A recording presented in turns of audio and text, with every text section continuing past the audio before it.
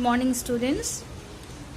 Yesterday only we were discussing our lesson number 8, horsing around, PA2 syllabus. So today we have already discussed half of the lesson. So today we are going to complete this lesson.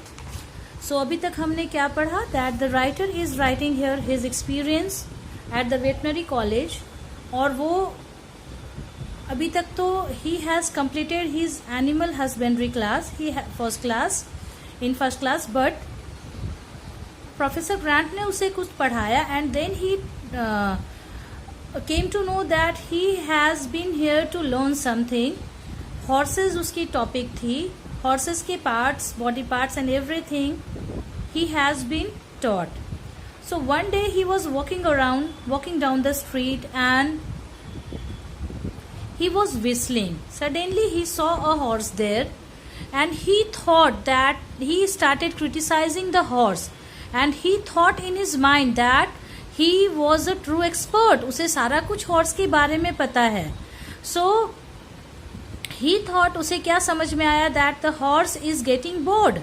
तो उसे लगा कि जाके मैं उसे PAT कर देता हूँ, and जैसे ही वो पैट किया उसे, suddenly what happened, the horse came there with just like a striking snake.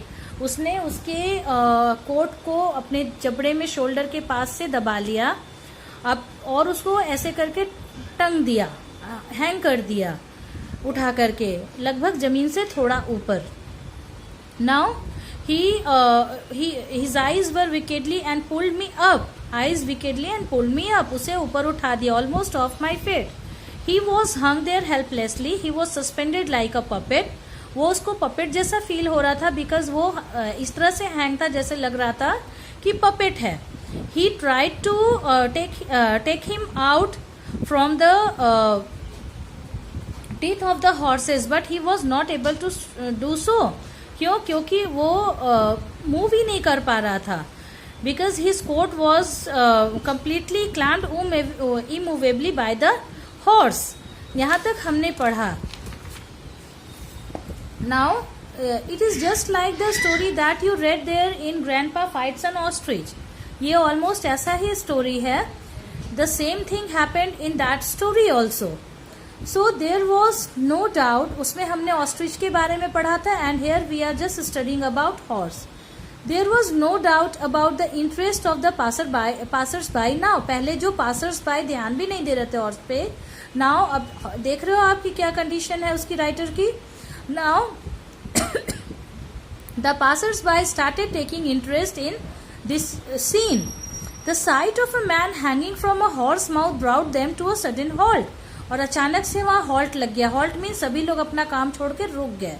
To see these things, a crowd formed with people looking over each other's shoulders and others fighting at the back to see what was going on.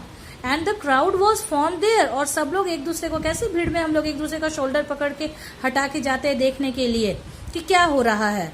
So everyone started behaving like that only. The crowd that created there to see what was going on.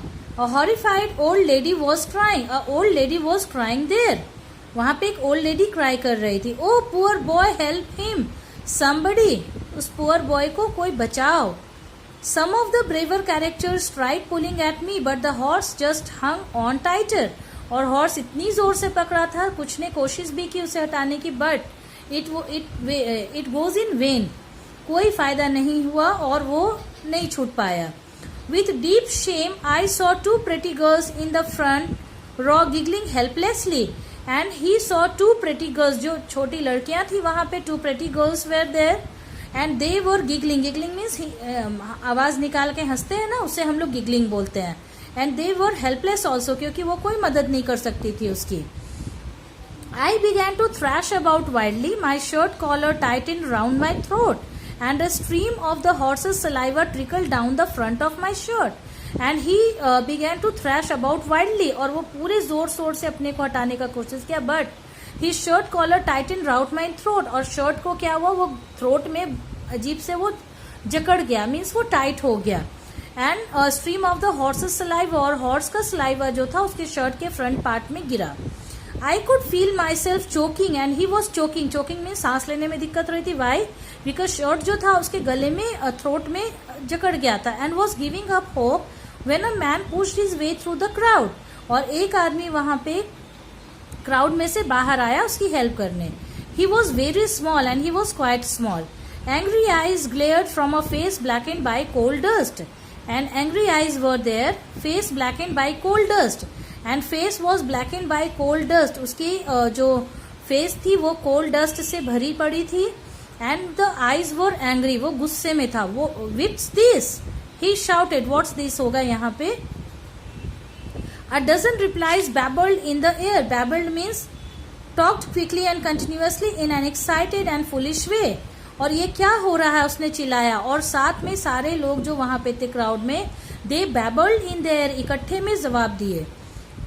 Can you no leave the horse alone? See, ये here you, ये here is the, ये ancient language हमारा use होता था. Horse, horse means HORSE, horse. It is the old form of horse.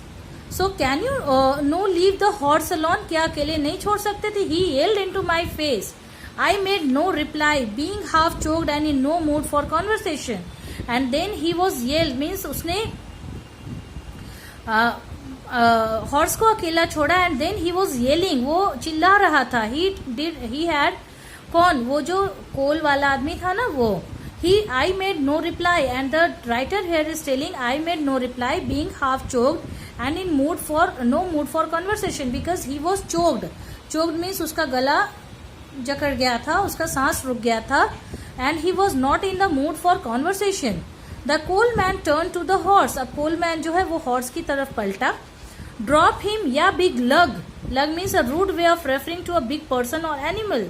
किसी को भी refer करना दैट बिग पर्सन और एनिमल को. गो ऑन, अच्छे तरीके से नहीं, रूड तरीके से. Go on, let go, drop him. And he is telling go on, let go, drop him, उसे छोड़ दो.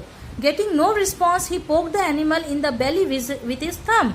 कोई रिस्पॉन्स नहीं मिला, वो फिर भी नहीं छोड़ा. देन ही पोक the animal in the belly with his thumb. उसके बेली में, पेट में उसको थंब से ऐसे पोक किया. The horse released me at once. अचानक से छोड़ दिया. Like an obedient dog dropping a bone. And he behaved, and he is telling the horse that he behaved in just like an obedient dog. जैसे obedient dog को कैसे बोलता है कि इस बोन को छोड़ दो. Just like that he left. I fell on my knees and lay in the gutter for a while. And he was laying on his knees and he was in the gutter for a while till I could breathe more easily. और उसे ऐसा feel हो रहा था that he was in the gutter, क्योंकि उसे सांस नहीं आ रही थी, उसका दम घुटा हुआ था. तब उसे जाकर के थोड़ी सांस आई, आसानी से वो सांस ले सका. As from a great distance I could still hear the little man shouting at me. And from a great distance he could still hear the little man shouting at me. The little man was shouting at him only. क्यों, आप देख लीजिए यहाँ पे. After some time stood up and then he stood up. वो little man आप देख रहे हैं यहाँ पे. देन ही स्टूड अप, ये यहाँ गिरा पड़ा है. आई स्टूड अप, ये उठ जाता है. The coal man was still shouting and the crowd was listening. And the coal man was still shouting and the crowd was listening. Appreciatively means in a way that showed interest and enjoyment. और सबको उसकी बातें अच्छी लग रही थी. Which day you think you are playing at? Keep her hands off my horse. Get the police to ye. And see the language here. Police. He is telling that what do you think you are playing at? क्या तुम्हें लगा कि तुम खेल लोगे? Keep her hands yet. Keep your hands. Your means your hands off. My horse means my horse.